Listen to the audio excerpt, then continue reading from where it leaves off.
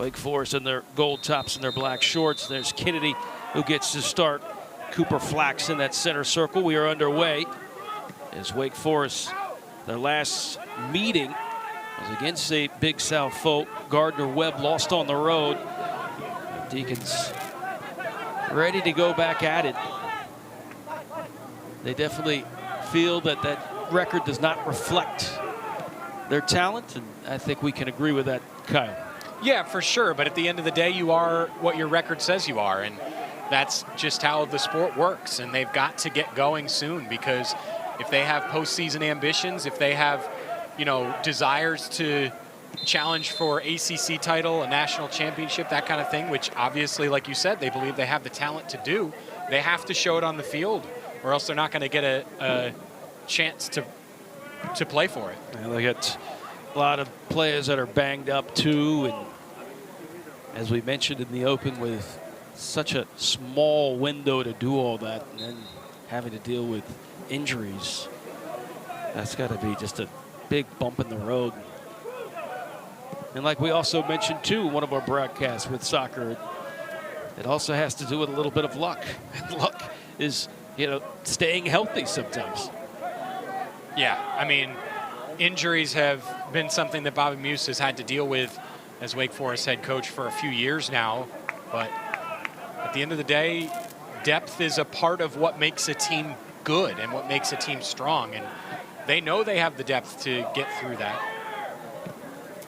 And bringing in a lot of new players too. They're getting their sea legs earlier than expected, somewhat. But the Deacons hoping to get on this win train here, and it'll start tonight. They will then host UVA and then Elon, and Elon is undefeated.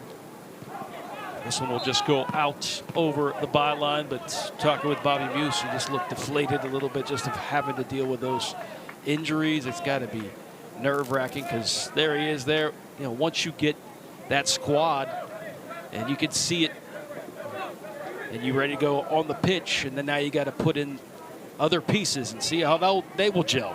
But Bobby's been at it for a long time. There's no doubt about it, one of the best in the business. But he's going through it early in this one in 2024, having to deal with some banged up players. Yeah, for sure. And it hurts. Like, it's nobody's under any illusions that, and certainly Bobby, not under any illusions that, you know, it's hard to get through injuries, but they know that everybody's on this team because they're talented enough to play for Wake Forest. Yep. And that's how Bobby and that's how everybody tries to build a squad. It's tough. It goes up and down from year to year, but as you see here, they've got a very experienced team. 10 seniors on the roster, but then you've got 11 freshmen. So this is sort of a transition. But these years when you've got a healthy amount of seniors are the years you want to be able to perform. That's how you build, you know, big graduate classes. You want to be able to peak at their peak. Well, the motto is earn the jersey, and sometimes you have to earn the jersey a little earlier than you expect to do so. And right there with Kruger, who's having to get used to college soccer as a freshman with the injuries on the back line. Wake Forest has had to move Travis Smith Jr. over to the left on the outside back position because Escribano is banged up. So then they had to bring Kruger as to play the center back position next to Prince and Ponza. Of course, Cummins the right outside back. But there's been some fun moments too, especially with Perez on that set piece, and Bobby Niang, who's right there, settles the ball brilliantly, trying to cut it back, brings a double team. Here comes Cummins, trying to sear that one past the keeper. Good idea, one touch, pretty good pace.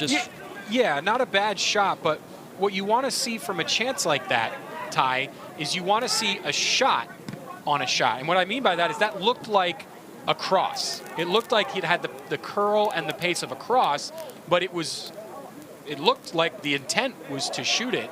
Certainly went right at the goalkeeper. So it just needs to be a little bit better decisiveness in the final third. Trey Selfin, very well seasoned, and having to navigate some new figures back in the back line without the trusty Garrison Tubbs, which is tough.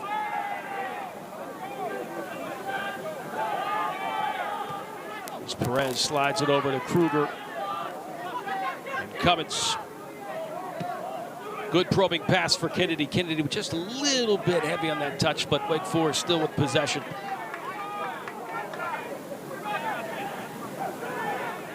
This looks very promising. Over the top, trying to find Niang on the right side. Niang had to almost throw his leg almost 10 feet in the air to try to bring it down. He did bring it down, and he's able to bring a corner for Wake Forest on the near flag. Doing the honors for Wake Forest, number 20, Ryan Fessler. So Fessler will take the corner.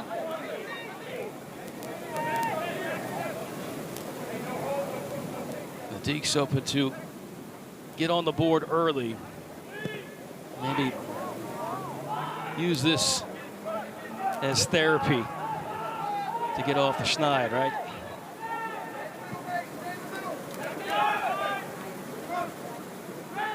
Feather touch there by Fessler. Now Cummins. Oh, that looked almost remarkable, brilliant, world-class all together.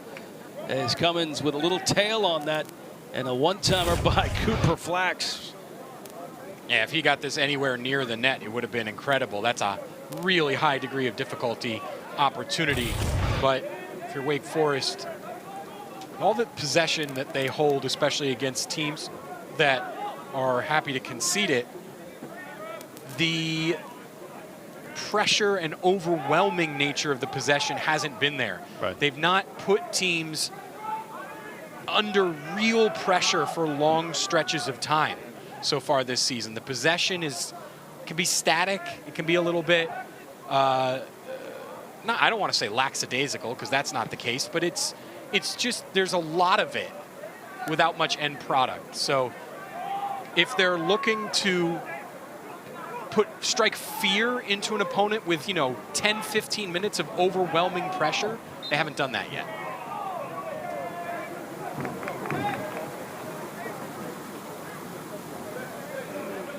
Foul called on Radford there. That's why the kind of stoppage. I think that was a handball, Ty. It didn't look like there was much else in that, because that's the other thing. The Deeks have been a little bit susceptible to high pressure this season. It's forced them into a couple of mistakes, and that was almost one. Oh, nice turn. Jeffrey White showing how dangerous he could be, and then Kruger putting in that body. It's called being a little extra physical. Ty, one of those injuries that Bobby Muse has had to work around is to Liam O'Gara, who really just exploded to life last season with the Deeks as a young player. They're not going to have him for a bit, so White is in a role that he probably didn't expect to be in at this stage. White and Perez, the two that have had to see time earlier than they thought. White on the wing and Perez in the middle.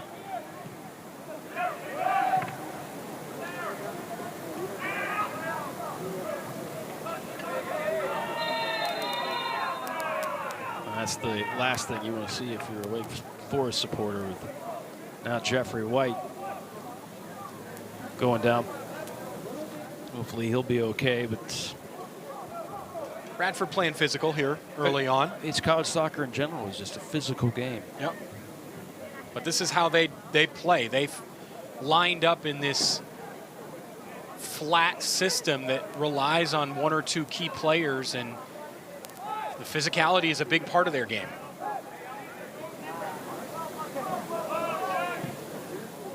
looking for their first victory, first point of the season. They fell to Wofford in their last match, 1-0, and that goal came early. But Radford could not execute on opportunities.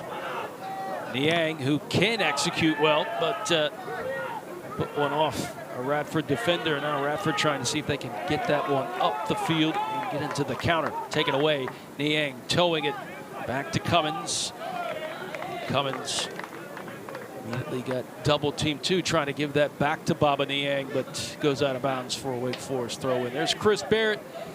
He is Mr. Highlander himself. He played at Radford, and his dream job was to become head coach.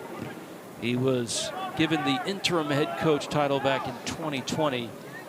And here he is, season year 2024. But you got to love if you have a former player. He even brought another former player, one of the best or the best goalkeepers Radford ever had, John White. That might be him right there, but he brought his buddy, used it as a brotherhood. Hey, we got to get our Highlanders going. Yeah, it's important to have a coach on staff who knows the program and has been around it for a while. And certainly, you know, elevating assistant coaches to head coaching role can do that, but add in the bonus that he played there. Yeah, a quick card there is Perez. They wanted maybe to say a little something. Yeah, that's a tactical foul. That's as tactical of a foul as you'll get. That was entirely on purpose. It's a little early for that. You don't usually see those just 15 minutes into the game, but knew exactly what he was doing and immediately booked. Referee right on top of that. That's Rashawn Clark, who is the head referee. That's a Bob Habib Lahi, who gets his name on the book. He is one of the many transfers. Came over from Governor State University. Or pardon me, came from Lake Erie College. They've been known to put in D1 talent. Here's Niang. That's going to pinch in. A little 1-2 with Julian Kennedy. Now White was looking up. This is what Wake Forest needs to do well inside the box, and maybe not a shot, but they will get a shot when a point to the spot by the head referee, Rashawn Clark, will now put Wake Forest 12 yards away from making this 1-0. Yeah, that was as obvious of a penalty as you could see, and they're going to a review of this for some reason, maybe to see if there was a touch on the ball, but that is a blatant penalty. Mason McClendon with the tackle. That is two times in about 2 minutes that Baba Niang has forced a tackle from behind. There might be a slight touch on the ball first, which could see Mason McClendon get away with this. But I think that would be lucky. For a minute there, I thought he had rolled Mitchell back. And he was an artist at getting into the box and getting tripped up and selling it. Niang is looked like he was, you know, ready to go and take a shot before tripped up, and let's see if they're going to confirm it. Yes, they do. Yep. The only thing that could have saved McClendon there was if he got a tiny piece of the ball first before he cleaned Baba Niang out. But it did not appear live that that was the case, and clearly they have confirmed that quite quickly on replay. Well, this will be just the second PK for Wake Forest this season. Niang with 3 goals, looking for his 4th. He had a brace the last time he had his boots on this pitch. He'll have a chance to add on. With possibly 4 if he can get it past Alex Eidelman, the senior goalkeeper from Washington, D.C. at 6'1", 12 yards away. Baba Niang He's been the hero so far on the offense. Let's see if he starts it off with a goal. And it's smacked away. Well done by Eidelman. That's an excellent save, Ty. That's all you can say about that is that's an excellent save. It wasn't the best penalty of all time, but it was a good one. It wasn't low. There was some height to it, and it wasn't near the goalkeeper. The goalkeeper had to make a decision, and he did just that. If you're going to criticize anything about Niang's penalty there, maybe it was telegraphed a little bit, but that's just a good save by the goalkeeper. So Niang unable to come up for a PK and executed. Brilliant save by the senior goalkeeper from Alex Eidelman. And that has ignited the Highlanders as they're off and running.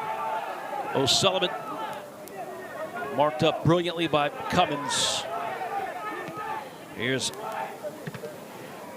Blasdale, who goes up high on the ladder. And Fessler trying to settle it. Couldn't quite do it. Look at this Great penalty. angle, He's got height on it. It's a little central, and that makes it tough. But really well done by the goalkeeper because he looked like he committed in one direction and then comes back to see where Niang is going to put it. Eidelman, just a really, really good reflex save. Well, this is his third start. They've done well with him in the net. Just hoping they can get some offense to help him out. But 28 shots he's faced. He had 10 saves. He's allowed 3 goals. And right there, he looked about as stout as you can get. Niang doesn't miss that much. Ty, if you're the Deeks, have to keep your head up after that. They have been strong to start this game. Niang's been a threat in the attacking third, won the yellow card, and then won the penalty just about 2 minutes apart. In all honesty, Ty, I'm a bit surprised they didn't show a yellow card for the foul in the penalty area as well, because, I mean, that's a goal-stopping chance. It's not quite denying a goal-scoring opportunity last man red card foul, but that's a yellow card tackle. And so, really, in theory, Baba's won a yellow card and a penalty that could have been a yellow card in the first 15 minutes of this game. You have just got to keep feeding the beast and keep it turning because they've looked good.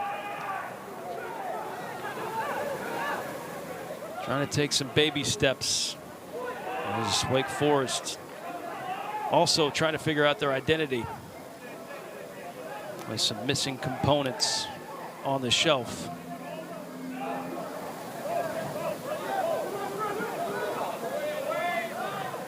Radford's got to be careful with how high they press. This Wake Forest team, if they break the press, then they are off to the races.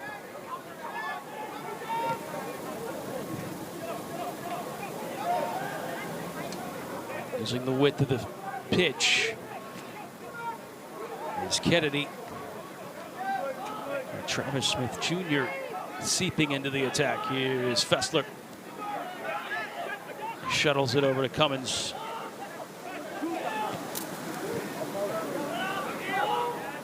Inserting that pass for Kennedy, and then we've got now a Highlander down.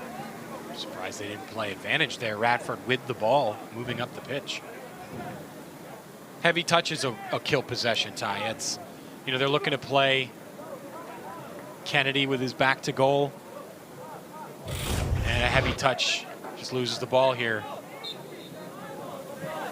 And that's a painful one. There's no real intention there, but ouch. That was De Bruin. It was muscled up with Kennedy.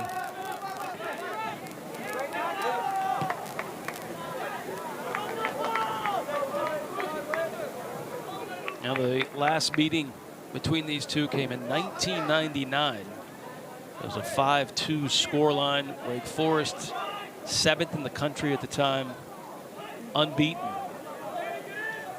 And had a little issue with Radford, but then took over in the second half.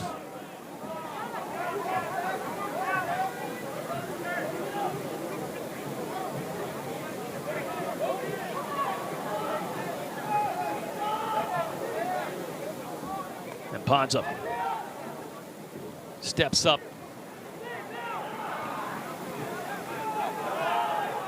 This will spit out to Travis Smith Jr., who usually plays in that center back position, but has moved out to the outside back position. It's Cummins trying to work with Niang.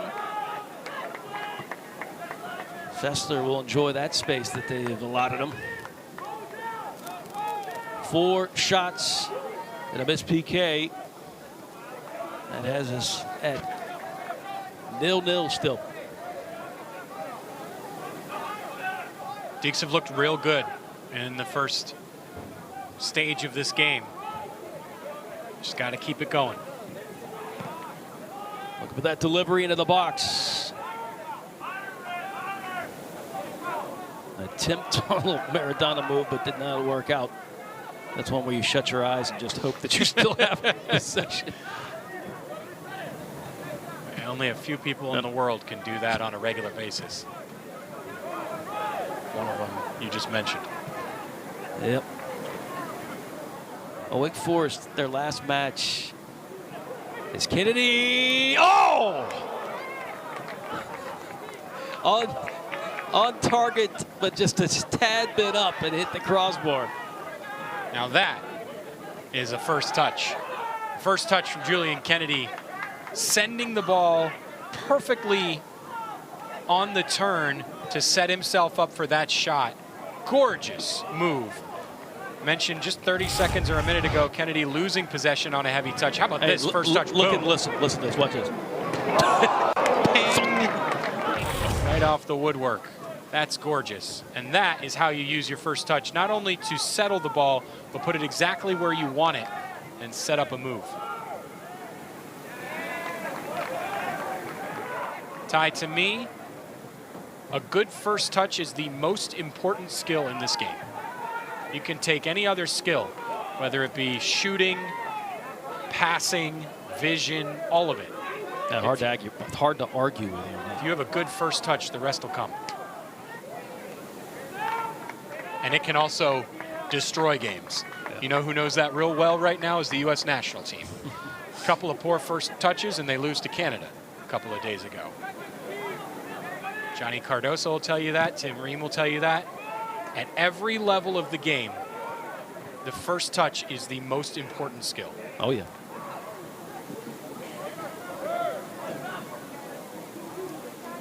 And you know who has a real good first touch, Ty, is Cooper Flax. Yes, he does.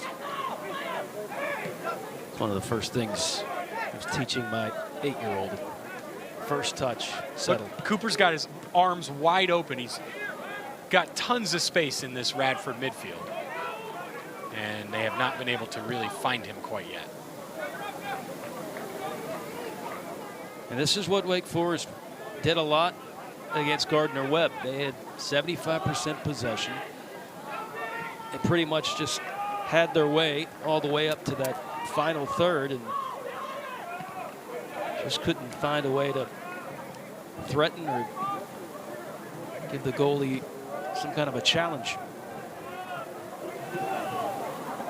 So you have 75% possession, and then how many passes they connected, you'd say you won that one running away. And indeed, it was the opposite. It's not about how many, it's what you do with them. That's always been the case in this game. There's Flax is finding tons of space in this midfield. I remember speaking to the Indy 11 head coach last month. And he said, let's just cut to the chase. This game is real simple. It's just about scoring goals. And we can go through all the analytics. Sounds easy when you say it that way. Yeah. But you can't have a resume and say, well, look at our XG and look at our possession. Is Kennedy seeing if he could find it into the back of the net. Great stop by Alex Eidelman. Yeah, Julian Kennedy, the latest one who just can't find a way past Eidelman. Excellent turn. Good shot. Just keep it going. And Ponzlet going after one of our camera guys at the Crow Nest. Take another look at that shot from Kennedy. Cooper Flax just makes everything happen. And then a left-footed blast. A little too central again, but from that tight angle, not much of a window. Good stop. Shots at 6-0 in favor of Demon Deacons. Seth Clark is in. Florian Sinst is out. Clark from Harrisburg, Pennsylvania.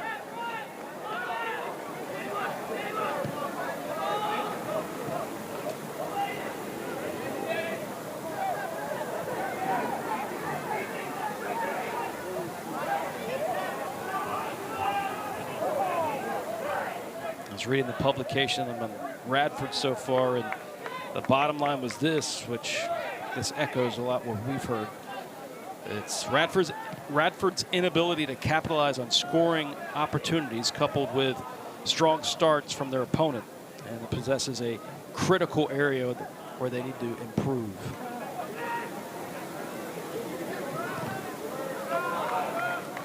The Big South, where Gardner Webb is, and the High Point. Radford picked to finish last. Of course, they've got that chip on their shoulder. It's a tough conference, too. Last year, don't forget, Radford did upset Virginia Tech. So, but yes, Big South is seeming to stack up with talented teams now.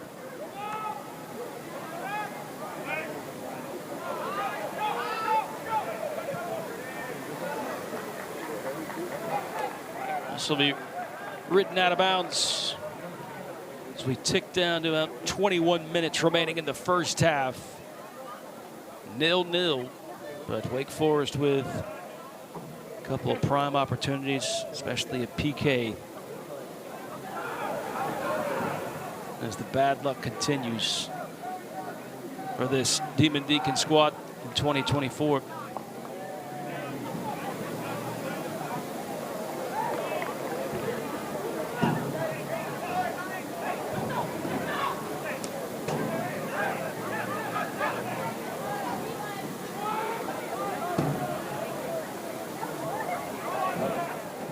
Fight put on by Travis Smith Jr.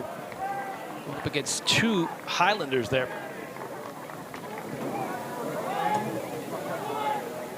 Another eye-popping stat too is how much possession Wake Forest gets so far this season. How many shots that they're somewhat getting is the lack of corners that they can get. Yeah, it's a very outside-in team. And that plays sort of against verticality. So when a team plays inside out, that's how they win corners a lot. If you're a very vertical team, if you're using your wingers in the final third a ton, it's not really what Wake Forest does.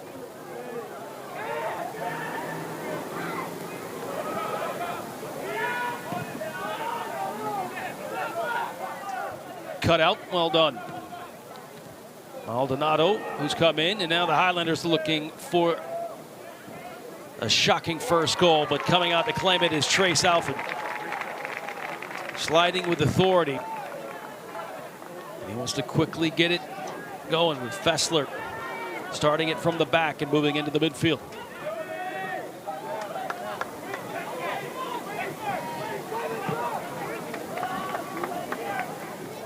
Perez hanging out, trying to get into that pocket as Wake Forest with a switch, and they'll recycle, start from that back left.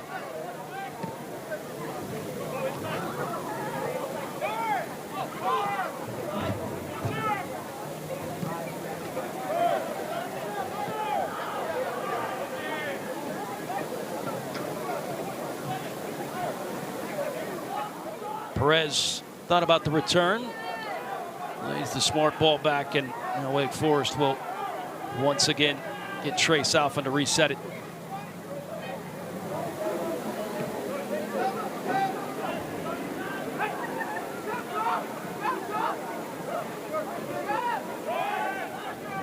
Good work off the ball by Jeffrey White there. Hoping to link up with Flax and get returned, but Flax was immediately swallowed up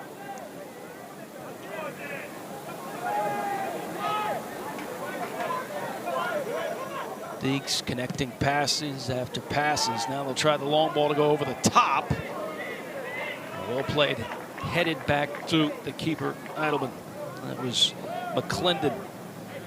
McClendon played USL 2 this summer for a team we know, Vermont Green. Remember, what of a star-studded team they had. Lots of VCU players. Not to mention some New Hampshire players.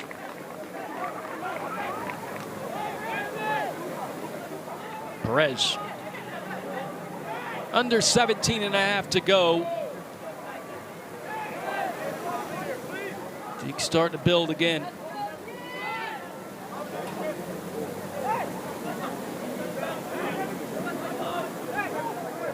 The Highlanders have kind of hung back. They have, and the Deeks have come at them as they should. This is the kind of intense pressure over and over repeatedly that they've been looking for all year. Kennedy with another swing. Still can't find the target, but at least he's getting some swings inside the box.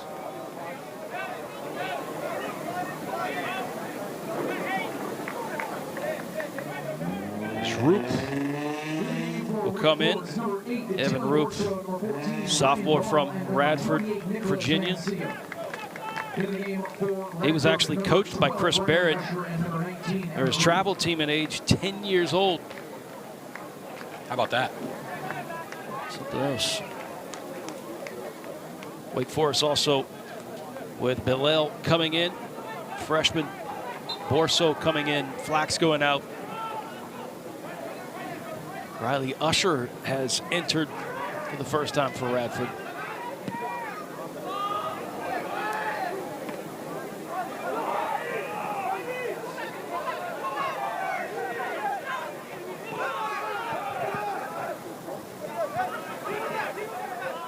Sullivan. Radford with the overload here on this near side. They want to go forward, but they've been forced to push it backwards now. You wonder if Wake Forest will put on that press.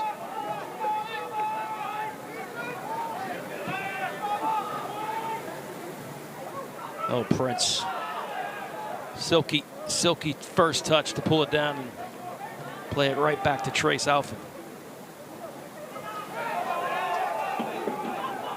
Surprised by that no call. Referee says play on, and now the Highlanders hoping to go for a long distance shot by Aiden Sullivan, but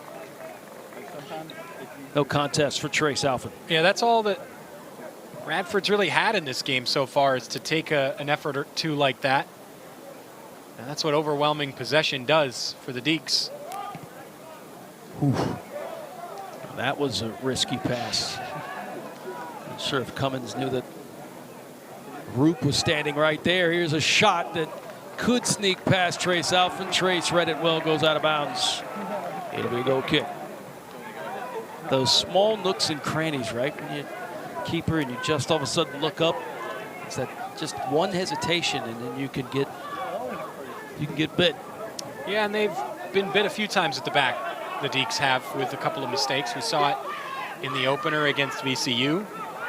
They had a couple of defensive errors against Gardner-Webb that you mentioned before. They hold 75% possession and then concede 3 goals. It's just down to some mistakes. They've got a couple of young guys back there and still getting their feet under them, but they're in the part of the season now where these results matter a lot. Yeah. And, you know, they're in a situation where you get to the end of the year, a couple of early season adverse results don't go your way, end up biting you when it comes to postseason places or, you know, seeding in the ACC tournament, whatever it might be. It's a bummer. They all count the same, even when you've got guys injured or even when you're not quite ready yet.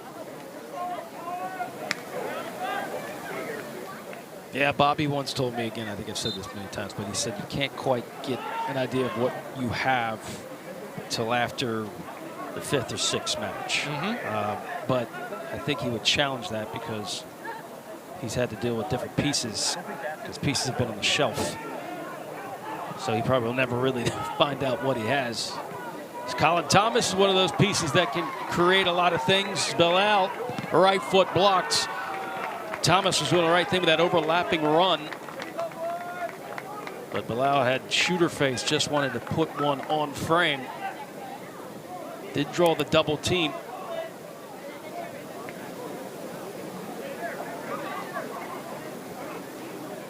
The mix of the youth and then the veterans, not to mention how you had the transfer,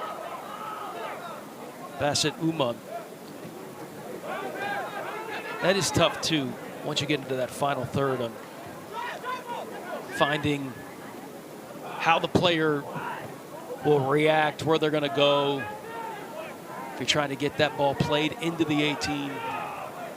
And a lot of it is, I wouldn't say ball watching, but you're kind of, you know, scanning, looking at your teammates to say, figuring out what their normal runs are. And you kind of get lost in that after a while, and it's probably why you're not seeing the goals come in.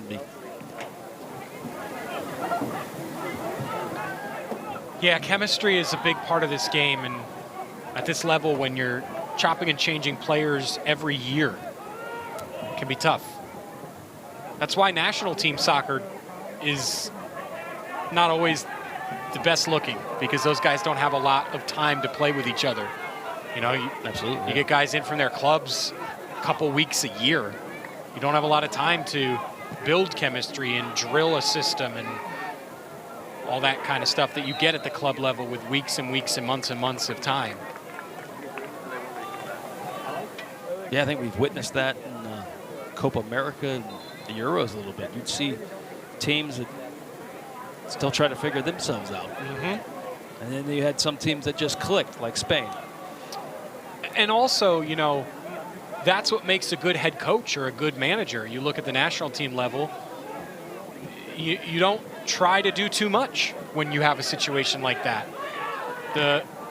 I always point to Colin Thomas escapes, diagonal pass. Bilal was there, ushering it back to Bassett Umar. Wake Forest will once again try to set up another attack, another wave. I always look to Didier Deschamps at the 2018 World Cup when France won. The amount of criticism that he got for basically ugly soccer. They had so many talented players on that France team, and they kept winning 1-0. Yeah. And it's like, yeah, this is national team soccer. This is how it is, and Deschamps knew it. It's a deserved yellow there. That is. That was the same.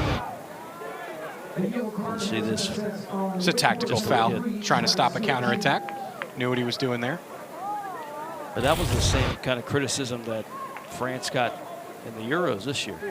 You've got all that talent, you're not scoring goals. Right. And you got Mbappe and a star-studded roster. And there's more to it than just that. Right. But they have a coach in Didier Deschamps who understands that, hey, we can't play like we want to score 4 or 5 goals because we're just not, we don't train together all the time. You know, we don't get the weeks to drill a system like that. So that's how it is. And you translate that to the college game here, and you've got players that are new every year. Now with the transfer portal, it's even more so. Oh, nice ball, though. And a better job by Trey Salford to come off his line and snatch it out of the air. But I'll tell you, if I am Chris Barrett, I like what I saw there on that set piece. Kind of float that in the air close to that 6 and then collapse on it. The goal is to, if you're not going to shoot from a free kick, the goal is to make the goalkeeper have to make a decision whether he wants to come out or not, and make that decision hard. You don't want to send it right at him because then it's easy. He's just going to come out and catch it. And you don't want to get it too far away from the goalkeeper because then your shooting chance is tough. You want to make the goalkeeper have to make an awkward decision. Do I come out? It's a little far for that. But if I stay home, I put myself at risk of, you know, having no chance.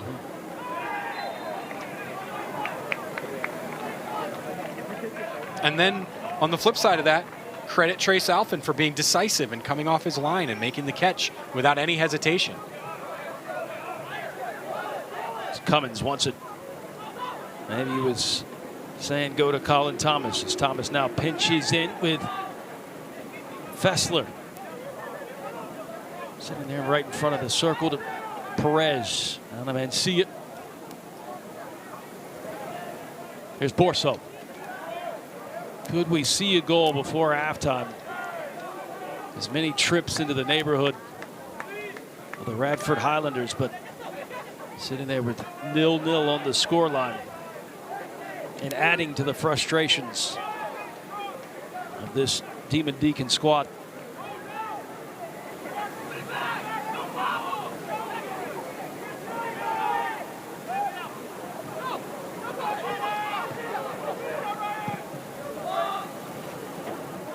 And to get it away quickly. It goes out of bounds as Deacon's kind of hovering there, intimidating the back line of Radford.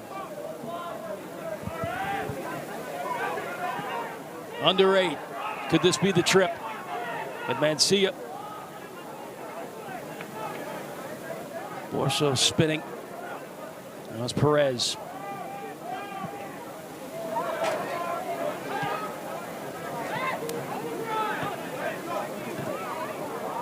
That 1-2 touch on that diagonal pass. Supposed to have a little bit less spice on it, but you can see the idea on a triangle pass with Bilal coming in, holding it up, and then have Colin Thomas spit out on the outside. A couple times since Colin Thomas has come on, they've tried to dump the ball down there in the far right corner and just let him chase it, but it's been a little bit too overcooked. They're trying to get him on the ball on the run, but just haven't been able to make it connect. And that's the chemistry we've been talking about. You know, somebody sending that ball deep for Colin has to know exactly how fast he is and how quick he can get there. That is a thumping challenge. Uman. Oh! It's just very small margins. Soccer, of course, just like any other sport, small margins. I mean, let's look at just how close this was for Bassett Uman. Just past that far post. That's the old beat the goalkeeper, beat the post. Definitely took some of the hairs off of that post.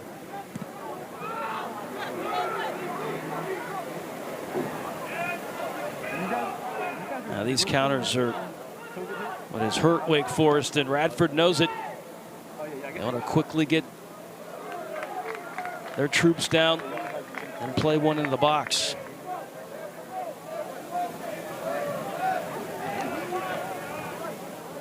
Wake Forest with only 2 corners in the first half. Radford with none, but you look at the unbalanced on the shot chart. Once again, there's Borso with a right. It was deflected, and Mancia was trying to clip that one up close to the 6 for someone to run on. Right after I say 2 corners, here's the third one.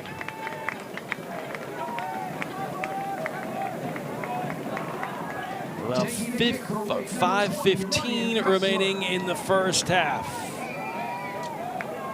Short option, Uman.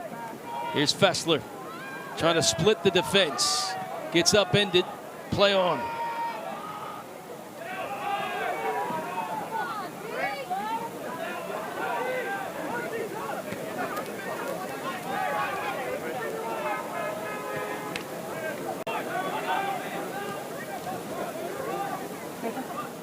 So they'll try it again.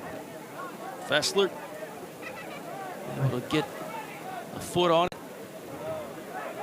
Perez. Nice. Shown run there by Thomas. Uman. Right behind of Fessler. Fessler just trying to pull out his foot with enough contact to push the ball over. And now we got the clock stopped with an injured Highlander. Cramping in the in the 41st minute. Well, Sean Clark, the head referee, immediately blew the whistle. Probably one of the most energetic and speedy referees in college soccer. Not often you see this. Deacons, though, still sitting with 12 shots. 12 shots, Kyle, 3 on frame. Yeah, it's been another, I don't want to call it wasteful day in front of net, because they've had some real chances. You look at, that where the numbers don't always tell the story. That shot that hit the crossbar, technically not on target. So they've had chances and they've done really well with them. It's just been tough to get past the goalkeeper, and had some bad luck too. Just have to keep going. 6 goals and 70 attempts.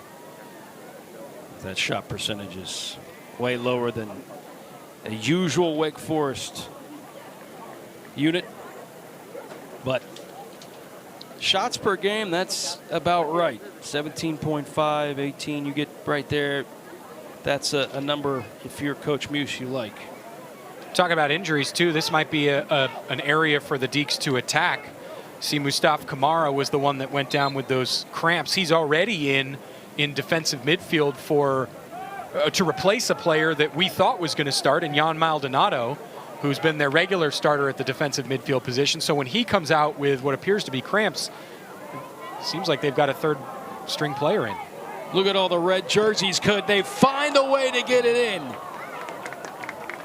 And at least an attempted shot. Kyle, you're saying that it's last touched by the fingertips of Eidelman. And you're right. Borso, take a look at this. Once again, so packed. Bilal. Yeah, it took a deflection actually on its way through. Hitting the post again.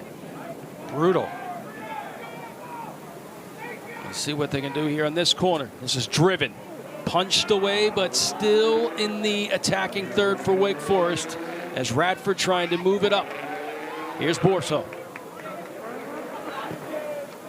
Left foot swinging across, seeing if they could make that switch, but not enough to get to Uma. Clock ticking that out. It's almost 3 minutes remaining in the first half. Nothing to show. 13 shots. Possession lines chair, of course, for Wake Forest.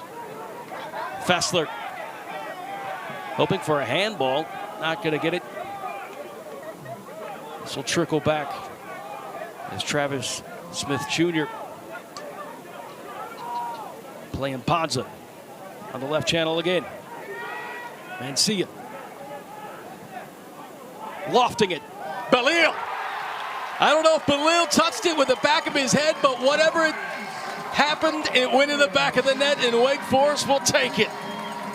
A beautiful floated ball by Mancia, and Belil, maybe with the back of his head, flicked it in past the keeper. And the Deacons finally get one in. His first goal of the season for the freshman here in the 43rd minute. What a unlikely duo for the Wake Forest Demon Deacons to go up 1-0 here at home. Mancia coming in off the bench, and then the freshman Ryan Bilal. He claimed it, so you imagine, yep, he gets a slight deflection to that. Perfect cross on a platter. That is a very difficult skill for a striker to do the glancing header and get the angle right, perfectly placed inside the far post. And those are the type of balls that are going to create goals like that. It's just that quick back over the top. Of course, you got to stay on side, but it caused so much chaos. And what do you know? Mancia just floating it up for Belil, and just a slight touch with the head is enough to finally get on the scoreboard. It's 1-0 Wake Forest. The freshman from Baltimore, Maryland, gets his first goal as a Demon Deacon. On the 14th shot, ironically, that's the number he wears. Bilal once more. Oh, that is a mishit. Bassett Uman, who has had a injury problem last year for Dayton, but the year before was one of the best in that division. Look at that touch by Bilal there, cradling it on his foot. 90 seconds left in this first half. Wake Forest has finally broken through with a goal. And like Kyle said, and probably the most unlikely duo, and see it to Bilal.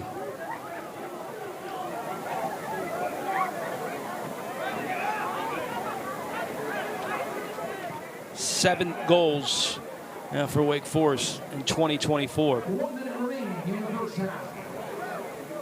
After copious amounts of shots galore. Uman, very clever and comfortable with the ball.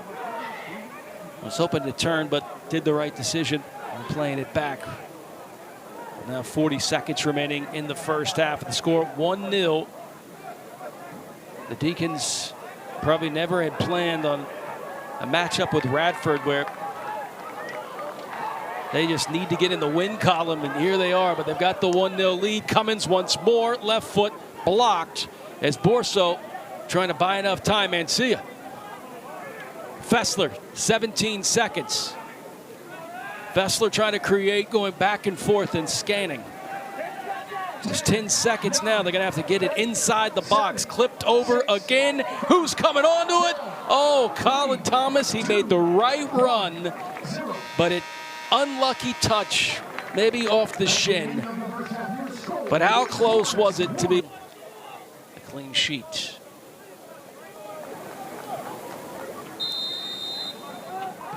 Now we're underway here in the second half.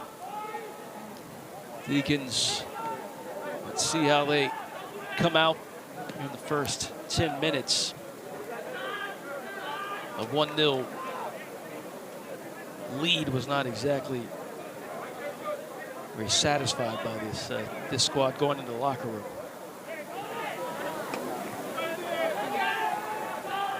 Mancia gets the start in the second half, rightfully so. He played very well. The kid has stayed and waited his time.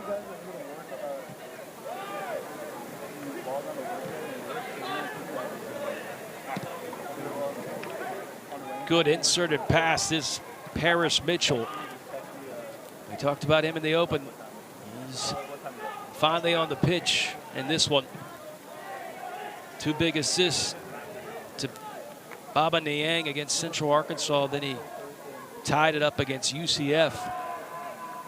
First goal of his collegiate career. He is stout. I mean, he does not look like a freshman. But the freshmen on this class does not look very freshman-like. Now Borso with Kruger and then Bilal. I mean, they've definitely been hitting the weights. Yeah, and you know the way they play, some of them forced into time a little quicker than maybe Bobby Muse would have liked due to roster constraints, but you get them experience this early on and they show what they can do. That can only be a positive down the road.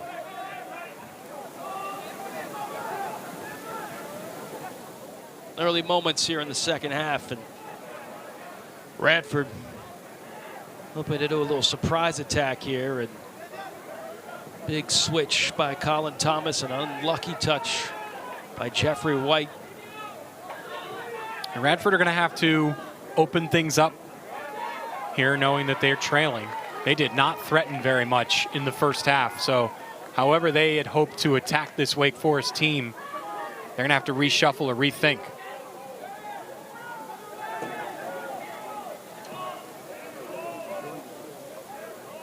Paris Mitchell with those 2 assists and a goal. Looking to be that number 9 again. That role Mitchell played, wearing number 9. Here's Thomas. Oh, how'd that get through? A shot that is smacked away. That was Paris Mitchell who got on the end of it. It'll be another corner for Wake Forest, first of the second half. Paris Mitchell from Canada.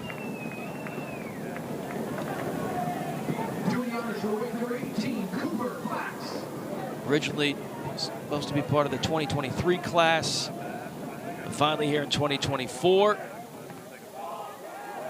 Paris Mitchell looking for a handball too there. As Perez able to get it to the outside to Flax. Now Flax looking for that 1-2. Almost came away with it.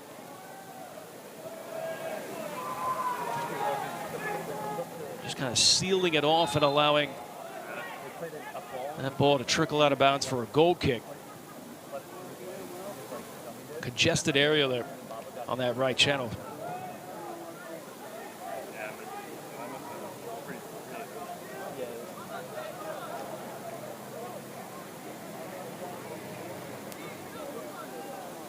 Radford just not able to get stuck into this game, really. You know, the way to disrupt this Wake Forest team, as we've seen this year, is to make life difficult on them in possession. And they just haven't been able to do that in greater quantities. Trying to figure out this call. Paris Mitchell is going to get called for the foul here. Although he was stationed, the Radford player was in the air. But play on.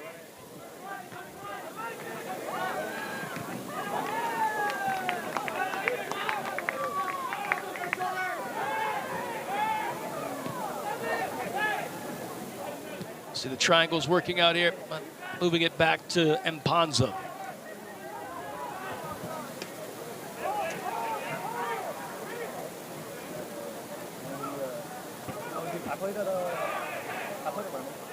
Paris Mitchell trying to turn, not allowed to, and now Radford going to get up the pitch quickly.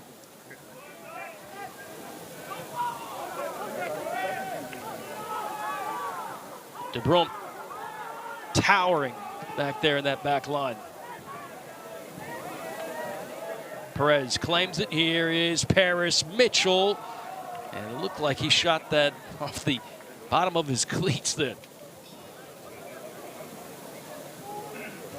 Yeah, that was not the shot that Wake Forest would have wanted from that position. Scuffed down low, no pace behind it. He had options. He had guys making vertical runs on both sides.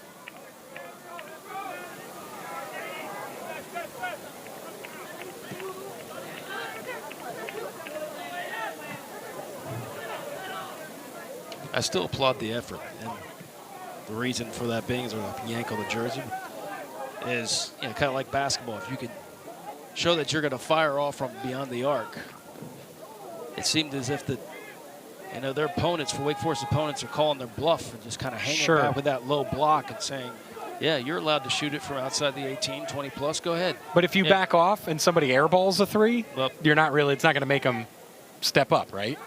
So true. You've got to make them worried about that effort. First, you got to take them, though. For sure. But yeah, that's also another frustrating thing too, when you're trying to figure it out offensively, and then you go into the youth part, and they might not say this out loud, but they're going to be a little reluctant to shoot it because they don't want, if they miss it, they don't want the gleam and the stare down, right? But once somebody just gets the green light and starts just firing shots, just follows suit. But they try to covet every possession and trip into the final third, right? Oh, that's not a good sound. As Niang got tripped up and is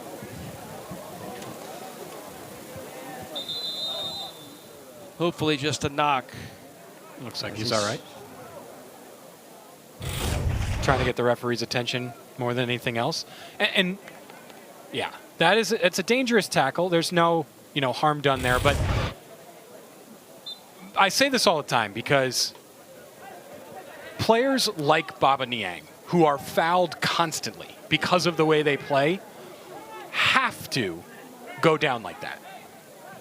Or else... You talking about Saka? Yeah. Well, okay, yeah. Bukayo Saka's one. Yeah. Here's a shot that looks good. Oh, off the bar. Following up as De Bruyne volleying it away. Oh, Cooper Flax. That bar is still rattling. That was gorgeous. I think the goalkeeper got a touch to that. We'll have to see on replay, but I'm pretty sure there was a save. And Niang with a tight angle is trying to drill it on the floor. But yeah, going back to Niang. Let's take a look at this. Take a look at this shot from Cooper. What a right-footed rip. Yep, goalkeeper gets a slight touch. That is an exceptional save.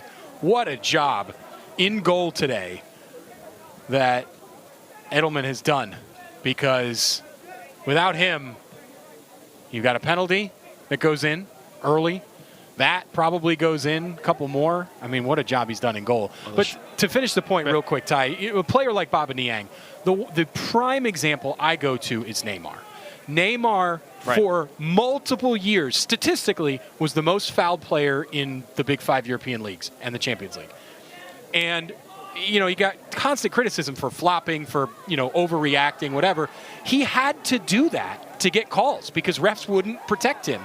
And because of the way he plays, he's such a 1v1 guy that you have to go down to win fouls, or else they're just going to get beat the heck up. And you know what? He got beat the heck up anyways. And his career's been stunted by injuries, and injuries that largely have come from challenges. It's tough. And so a player like that has to protect himself in that way. This looks promising. Look at Jeffrey White making the run. There's Paris Mitchell trying to tee it up. But yeah, it's a catch-22, right? If you're so quick with your feet, so good with the ball, not everybody's that quick. And if you're that quick, you move the ball, you're a magician. And defenders, anybody, they have no choice. They're trying to play defense, but they're late just because they're not nearly as quick as you would. It's a type of player that often ends up injured because of that. You think about, another sport, running quarterbacks, right? Running quarterbacks get injured a lot because of just the style of play.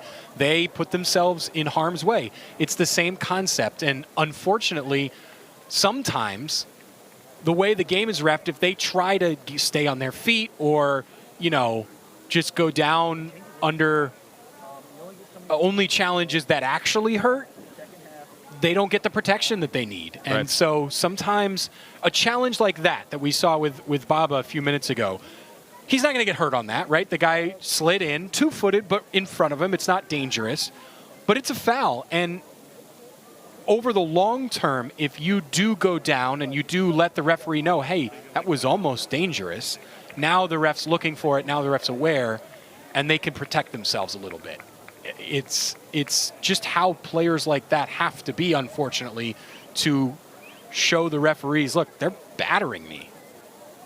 I mean, we saw Bob already win a yellow card earlier and probably should have on the penalty as well. So he's been fouled a lot today. Another corner kick for the Demon Deacons. I don't see a lot of those. This is number 6, I believe. And targets inside from the 12-yard spot in. Paris Mitchell, Jeffrey White. Kruger has gone in.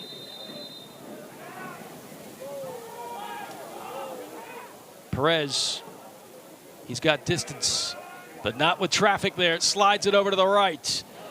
Put up in the air for anybody to take, but of course, it's Eidelman that comes up and grabs it. That setup was really, really well done. It's just that final ball.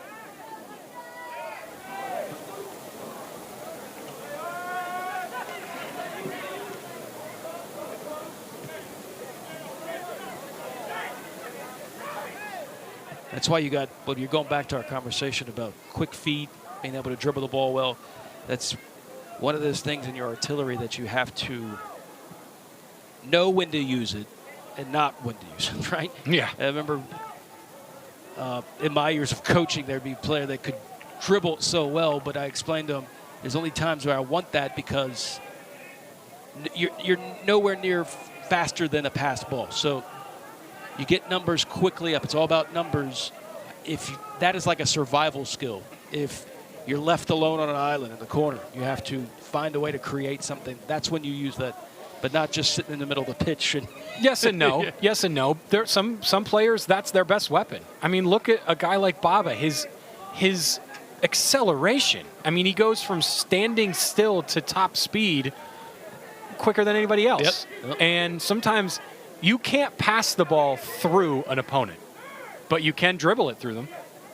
That's so I agree with you. I think some players maybe dip into that cookie jar a little too often, but sometimes that's a player's best weapon. I mean, we've seen some of those in the adult league. It's like of putting on a clinic in the middle of the pitch with nobody on. I mean, it's like, you're just wasting time here. Niang's not wasting any time here. At least have somewhat of a look.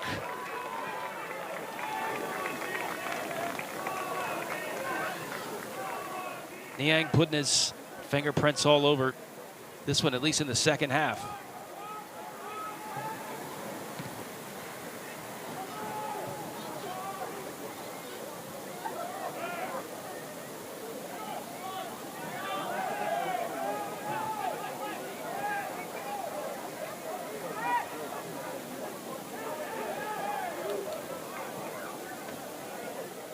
A lot of slide tackling, and finally that ball spits out.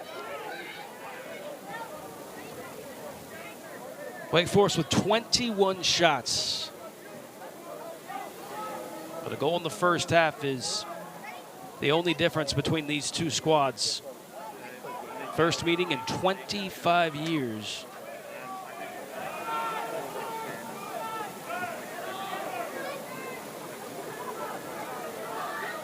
The last meeting in 1999, Radford actually scored first. A real quick goal in the first half. Not the case here, but Radford, they still in this fight, down 1-0.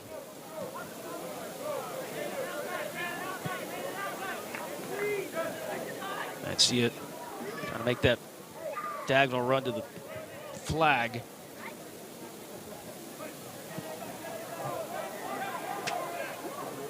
Working on the right channel. Here's Colin Thomas. Niang from Paris Mitchell, sliding it over to Mancia. Mancia, will he float this in for Paris Mitchell? He kept that one a little bit of a line drive. And Mancia will collect it and then shift it on the switch. Here's Niang. Oh. And there it is. It's just one hesitation. One hesitation. But that's where Baba Niang wanted to go. Idleman, of course, standing on his head. I mean, 8 saves is insane in 10 on the season. He's seen lots of shots, but I think they found their starter. They were going with another goalkeeper. They brought him in. He's only had 2 starts. This will be his 3rd. So I think they found it. Yeah, excellent job tonight by Idleman. He's been fantastic. I mean, just look at the penalty that he saved. He was, goalkeepers guess quite often on penalties, right? Like, they do their homework, they study some, but at the end of the day, you've just got to make a guess and go. He started left, saw Baba's hip placement and body movement, and came back and made the save in the middle of the goal. That's incredible, not only athleticism, but vision to see where Niang was going to go with the shot. So he's been fantastic. His positioning is great. And he's the reason the Deeks only have 1 goal tonight. Him and the woodwork. Yeah. 14 starts and 14 appearances last season. I think he's established himself again as goalie number 1 is Niang. Kind of running out of ideas. Hoping to sell a foul, but the official not amused at all.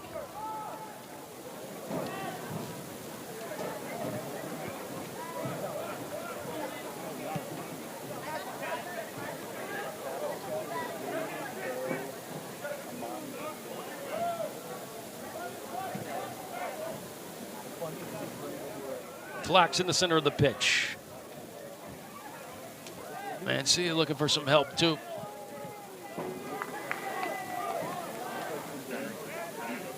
As the Demon Deacons cut the pitch in half. They really have. That's a great way to put it, Ty. This has almost been played exclusively in the Radford half.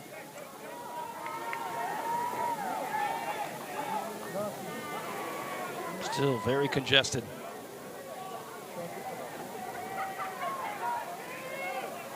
Trying to find some openings, which has been tough, as Paris Mitchell using the chest to push it over the top. And it almost worked. It goes out of bounds for a goal kick. Colin Thomas was streaking down that right channel too.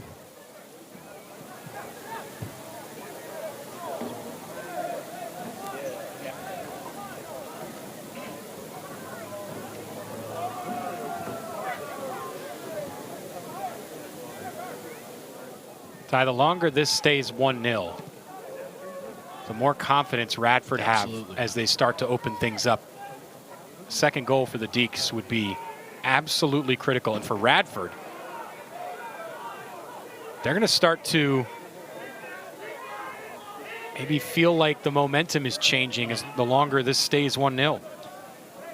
Able to string some passes together, and then they quickly get up the pitch. And if they could maybe get Wake Forest when they have that high block, get them napping a little bit, have a foot brace. Gardner-Webb did that on Friday.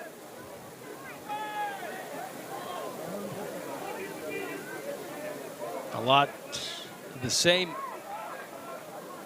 seeing here on the pitch for Wake Forest is constantly with possession, connecting passes, getting down to that final third. Seeing if they can create something. Can Baba Niang? They want to quickly get this one maybe to the 12-yard mark. It will go out of bounds. It will be a corner. Smart play by Niang. That was the right call. He's had an excellent game, Ty. You know, the penalty maybe could have been better, but it wasn't bad. And he's just made chance after chance after chance happen. Yeah, chances created, definitely big on his side. That and the amount of fouls he's drawn. Curling. That was intended for Paris Mitchell to come on.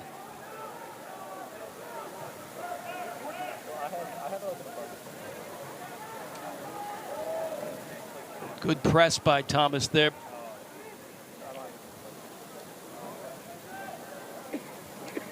I really feel that if Wake Forest is going to get another goal, it's going to be off one of these turnovers here in that midfield and then quickly over the top, because Radford has done a sensational job of making sure they get everyone back and close any passing lanes, any windows of a chance for a shot. And it's worked. Let's see if the Highlanders can do something on the attack, as Mancia gets himself out of trouble, but sends it up the pitch, and De Bruyne's there. De Bruyne, unlucky pass, almost snatched away by Paris Mitchell. And this is one of those dangerous balls. That can result in an equalizer. Wake Forest able to head it away and clear it. Another unlucky pass by De Bruyne. This is slid over to Niang. This will allow the numbers to get back. Here's Jeffrey White.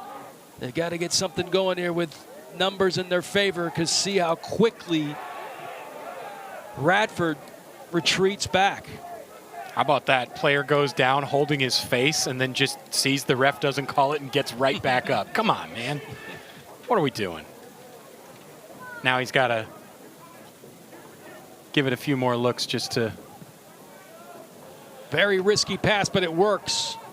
Sometimes you have to be risky. Here's a good shot, but it's knocked away from the frame, just left of the cage there.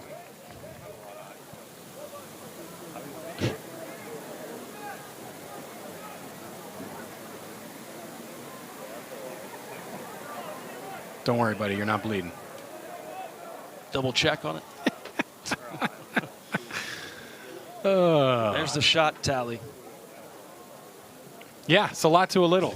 It's been evident the whole game that, you know, even in the final quarter of the match, Radford knows they need a goal. They know they have to get back in this game, but just have not been able to open it up as much. And credit the Deeks, too, because they've done a great job maintaining possession. And tonight, I think more so than any other game so far, it's not just been possession. It's been possession with intent. And I think that's a big step for this team. Nico Rabbio coming in. Finally get a chance to see Rabbio. Here's the only goal of the contest, and it came from this brilliant floater. And Bilal just nicking it, redirecting it past the keeper. Really high-quality goal. From the cross to the finish. You love to see that from two substitutes, two players who haven't played a ton and are looking to get a little more playing time. And finally gets to see Nico Rabbio, who, when he was recruited, he was one of the top forwards in the country.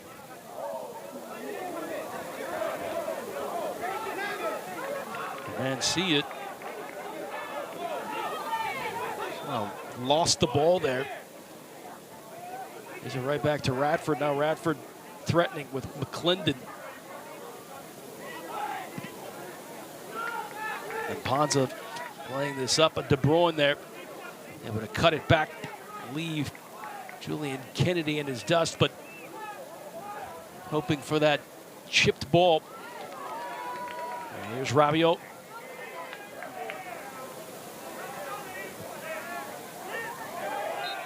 Oh, that's just reckless.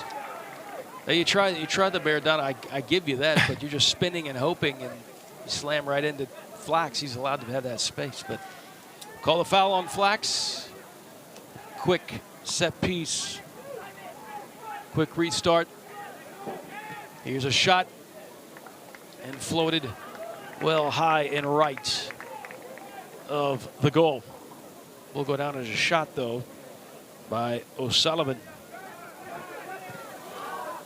O'Sullivan, a transfer from Penn State Harrisburg. Glad to see his nose is okay.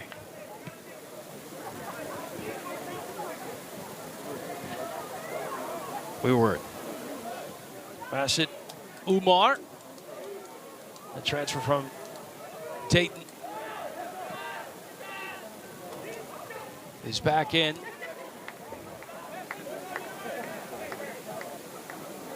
Mancia might be auditioning for an outside back position with some of the injuries, and he understood the assignment tonight. He's done a fantastic job.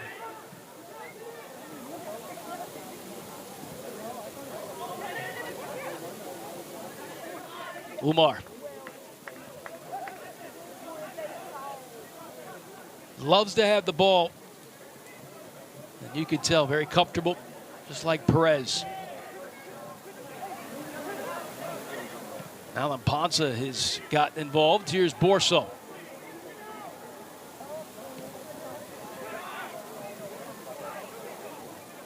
Flax sees the space, and he'll play it.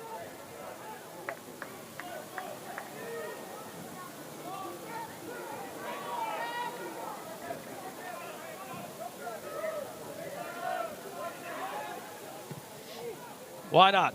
And Ponza takes a long three-pointer right shot from way outside, not near the target. But was a lot of that space. It does have a foot, just not on display there.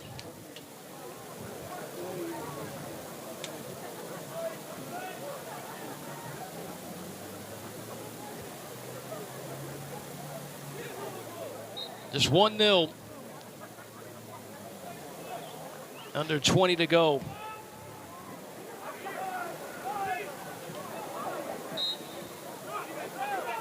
A match that has been dominated by the old gold and black, but hanging on to a 1-0 win right now.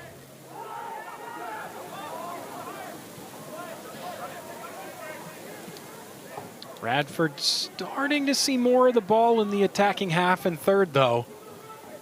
Deeks have not managed to get that second goal, so as we said earlier, this is where Radford might start to feel a little more confident, like, hey, momentum's on our side. How many matches have we seen like that you're describing here at Spry, where possession, 75% shots, there's a 1-0 lead, and then a long ball put into the box turns into the equalizer. As Borso was hoping to connect with Kennedy. And the idea, all the ideas are right. They're there. They're just a tad off on connecting.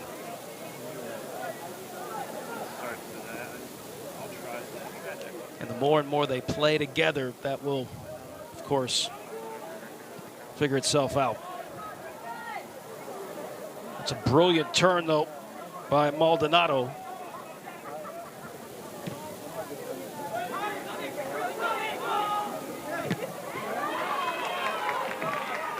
But Habib Lahi will turn, plays it right back.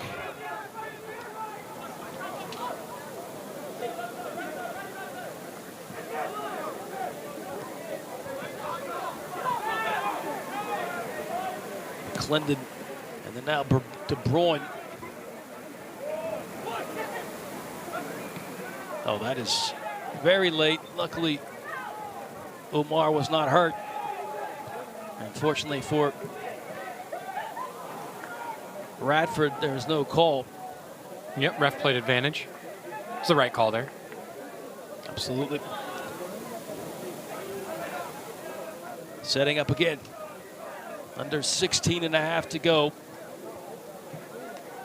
23 shots, 1 goal. That goal was in the first half by Ryan Bilal, assisted by Nicky Mancia.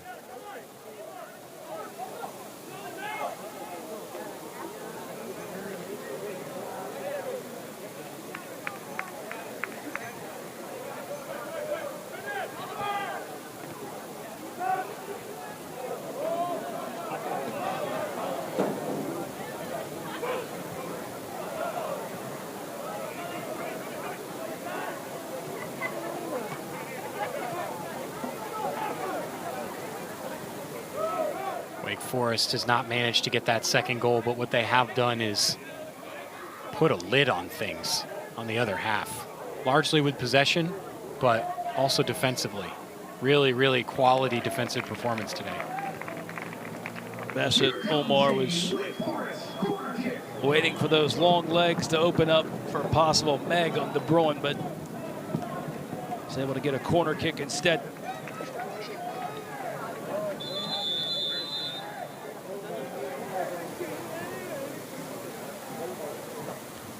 Eighth corner now. And coming into this match, 18 on the whole. They have 8 tonight. Taking the corner for week number 12, Jose Perez.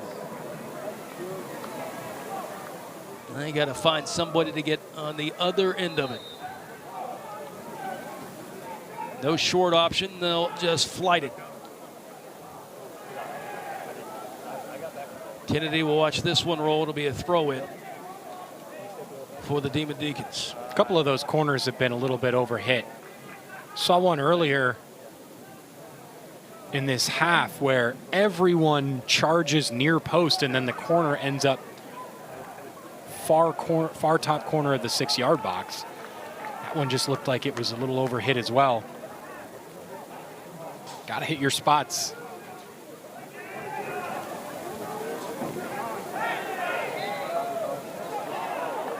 Well, the foul on Flax. So I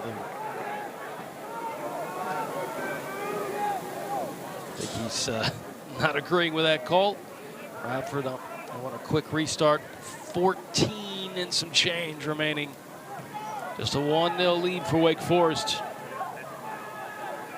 But multiple trips into their final third.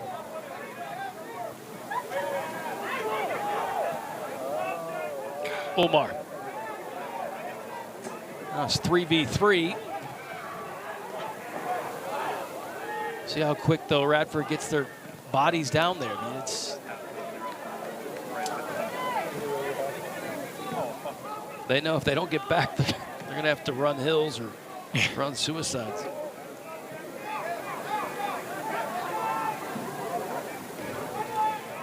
Mid-season beep tests. Very slim area there, and Rabio lost it.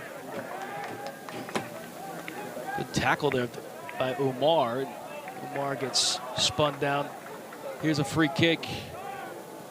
And rather than playing it forward, they play it back.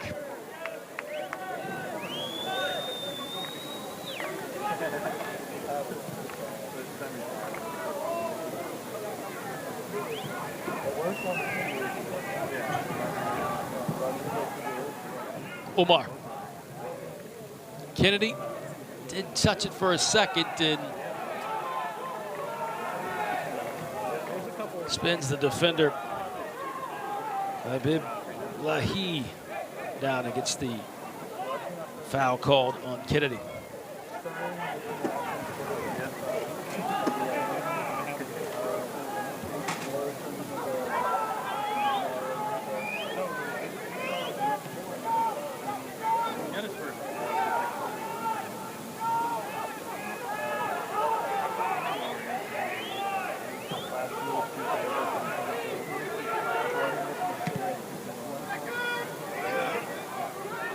You look at this roster, Kyle, you see a lot of these offensive weapons that are capable of putting in massive amount of goals.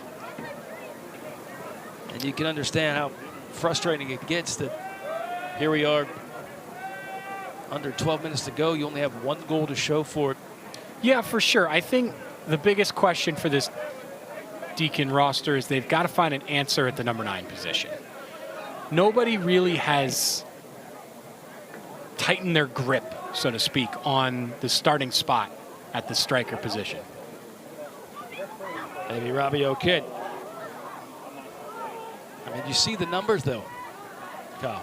I mean, Rabio, he's left alone right outside of the 18. He's got to dribble between three or four guys. Yeah.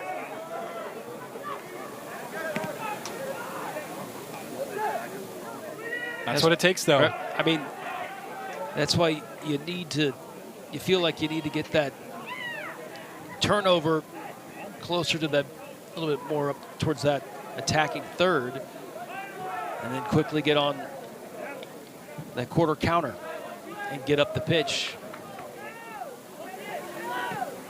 Or again, as I said before, that sink is not clogged.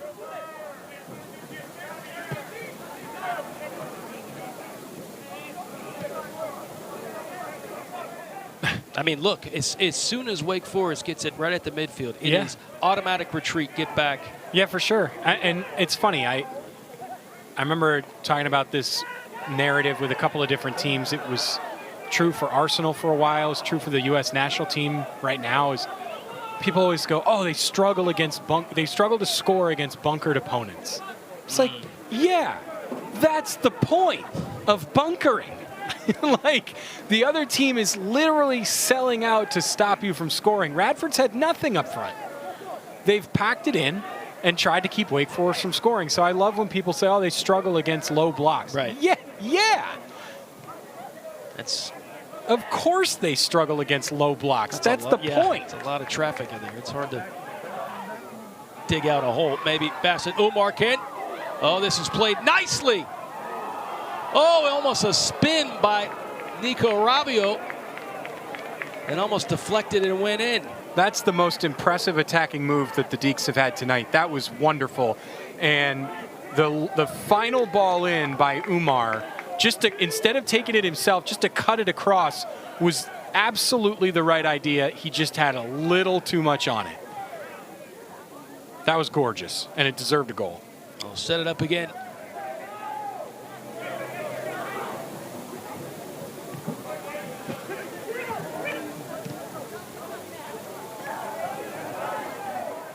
Borso laid that one out. Enough room for that slide tackle. Just under 9 minutes. Although now we'll have some subs coming in for both squads. We'll tell you who they are. Looks like Festa's going to return. Look at that cutback to Borso. Right there. That's a gorgeous ball and great vision to see that.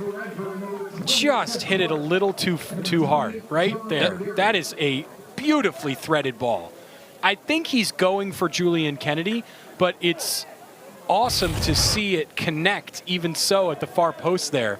Just didn't get the finish. He definitely teed it up, sold it like it's going to be a shot, and then used it as a pass. And, it's still a little overhit, but that kind of had the defense off kilter for a minute. Stuff like that, that creative movement. Malal, who's the only goal scorer in this contest, has returned, number 14. And you want to say, Ty, you want to look at that and go, hey, it'll come, right? Like these guys will get used to playing with each other. They'll figure out how hard they need to hit the ball to latch on to different teammates. Problem is, you know, you're a quarter of the way through the season. It's got to happen now. And that's the pressure that these players are under. That's the pressure that Bobby Muse is under, is that, sure, it's nice to say, oh, it'll come. And you want to play your best at the end of the year. But you've got to get results now, too. And, you know, they're only up 1-0. Anything can happen in these last 8 minutes.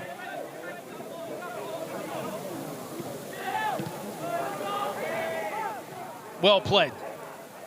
Borso to Fessler, Fessler to Flax. And now poaching and scanning as Wake Forest working to get into that final third. Jeffrey White coming up clutch, splitting the defense. And yes, he does deserve an applause for that. How about the split-second decision-making? Jeffrey White had every opportunity to go down.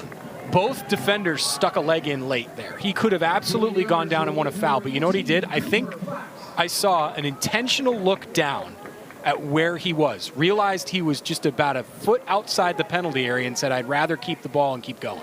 Clipped and claimed. A little bit too close to net. And the way Eidelman has played, that's a walk in the park.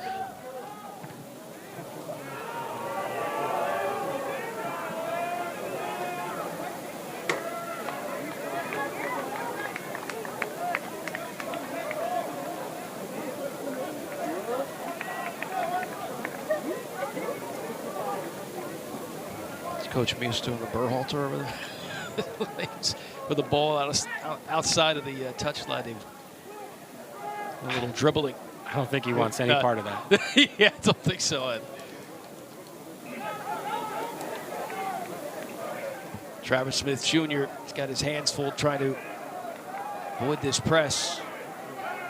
Works in the favor of the Highlanders, and with just 6 minutes and some change remaining.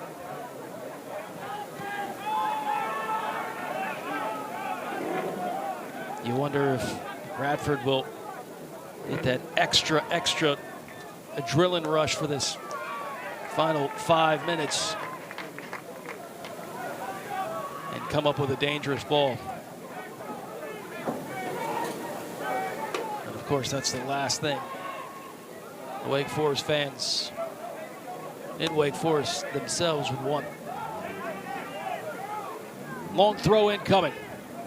Somewhat long. Now here's the counter where it can work brilliantly for Wake Forest if they can get everybody down quickly. Borso trying to wait for his teammates to get down there, but again, the numerical advantage goes to the red. Also, in the waning minutes of this second half, with Virginia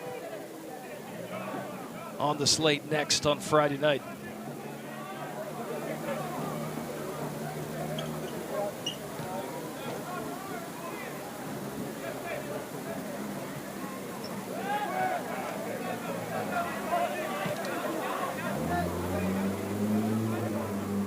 Such a good run by Nicky Mancilla. It's hanging back and then exploding down that touchline. Here's Borso in the middle. Very risky pass, but Omar on it. Plays it back to Fessler. 4.5 to go. Deacon searching for a late second half goal to make it 2-0. And see it forcing that one, but look at the hustle to come back and claim it back.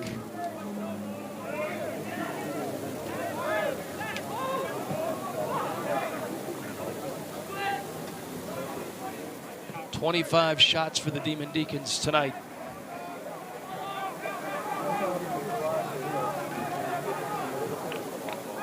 This is lifted a little too much. Just a bit. Just a bit. Just a bit outside.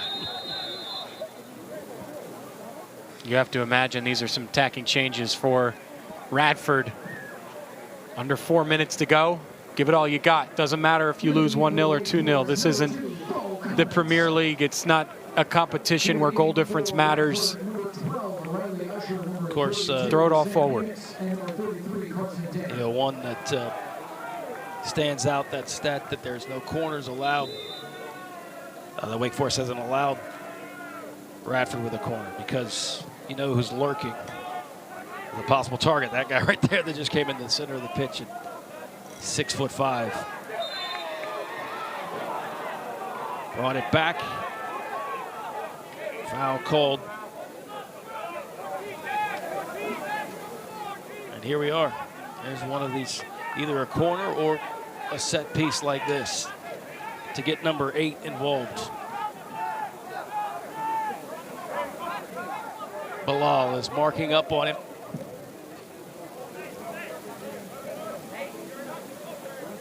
Radford trying to spoil. He's guaranteed 3 points for Wake Forest. Just 3 shots for the Highlanders. But here's a set piece that can work wonders for them if they get a lucky ball. Not quite cleared out. Mancilla will go down, and he got hit hard. But Mancilla sacrificed his whole body just to get that ball out of that final third. Yeah, that's the kind of fight Bobby Muse wants to see, is his players leaving it all on the field. I'll check on him anyway, but Mancilla came in that first half and immediately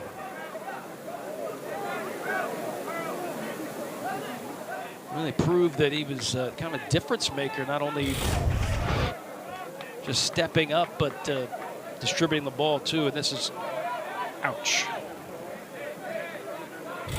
Took a hip bone to the back. And that's one. It's one of those where you're waiting for that to clatter off you, right? You're just going in, wait for that wave to hit you. You know it's going to hurt, but you got to put yourself out there. You're the only one. And see it probably will.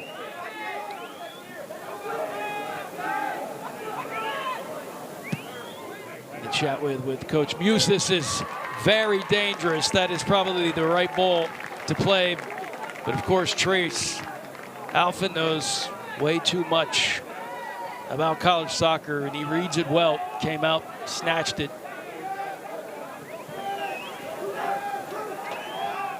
But those are the balls that make you gasp for air. So if you're Demon Deacon fans out here, Radford knows it. They wanted it. That might be their only chance with about 2 in 6 seconds remaining.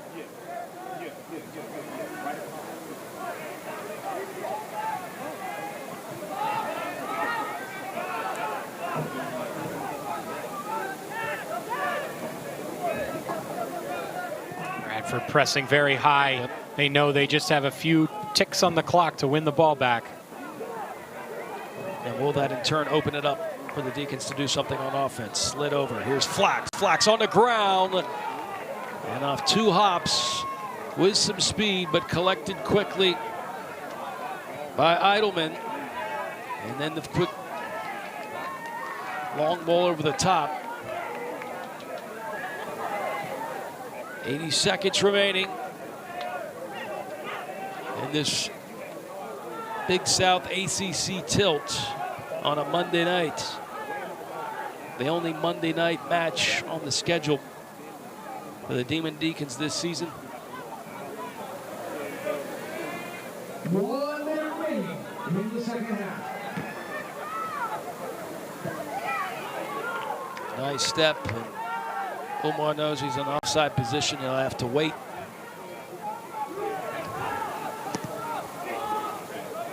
Radford, they just have to play the long ball now.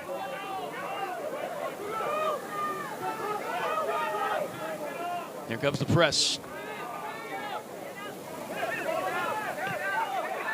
Oh, what a brilliant display of skill. I'm going to say it was out of bounds.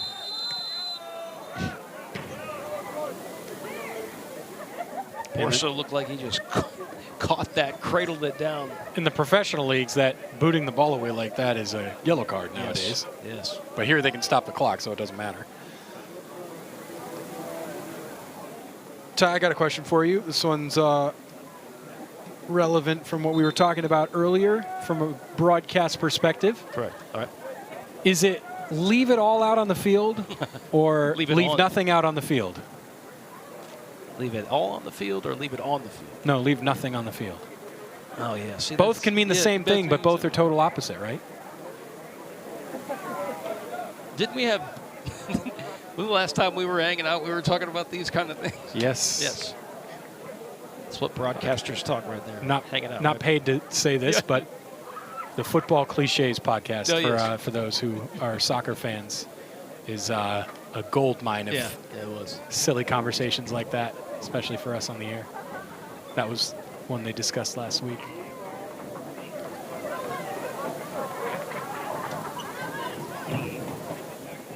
Yes, I would probably lean, and I think the control folks in the booth as well, leave it all out on the field. But I guess the other one could mean the same. Good to see. Yeah. Travis Smith Jr. up and able to walk off on his own power. I mean, you gave everything, so nothing was left on the pitch. Correct. So, but correct. Either or.